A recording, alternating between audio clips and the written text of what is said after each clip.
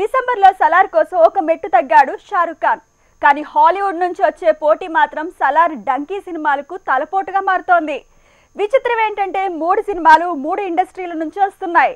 Tollywood, Bollywood, Hollywood నుంచి వచ్చే సినిమాల మధ్య బాక్స్ ఆఫీస్ నలగబోతోంది. సలార్, ఆక్వామ్యాన్ 2, డంకీ ఈ 3 సినిమాలు 3 ఫిల్మ్ ఇండస్ట్రీల నుంచి వస్తున్నాయి. అలానే ఈ 3 సినిమాలు 3 తేదీల్లో రాబోతున్నాయి.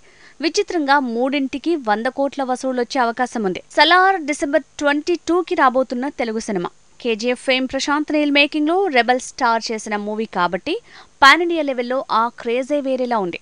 అయితే ఈ సినిమాకు పోటీ అనుకున్న డంకీ ఒకరోజు ముందుకి విడుదల తేదీని మార్చడంతో ఓపెనింగ్స్ లెక్కలు మారేలా ఉన్నాయి. డిసెంబర్ 20న హాలీవుడ్ మూవీ ఆక్వామ్యాన్ 2 రాబోతోంది. డిసెంబర్ 21న డంకీ రిలీజ్ కన్ఫర్మ్ అయింది. డిసెంబర్ 22న సలార్ రానుంది. 3 మాస్ మతిపోగొట్టే సినిమాలే. జానర్లు వేరైనా మూడింటికి ఇండియన్ మార్కెట్లో ఉన్న క్రేజే వేరు.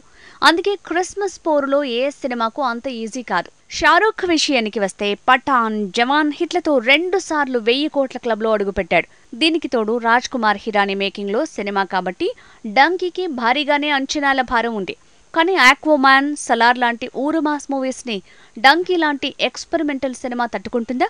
ఏదో జవాన్, పఠాన్ ఫార్ములా సినిమాలు కాబట్టి దుమ్ము దులిపాయి. మరి డంకీకి ఆ సీన్ వస్తుందా అంటే చెప్పలేం. ఇక ఆక్వామ్యాన్ సంగతికి వస్తే సలార్, డంకీ లాంటి లోకల్ మూవీతో హాలీవుడ్ సినిమా మన మార్కెట్లో పోటీ పడటం ఈజీ కాదు.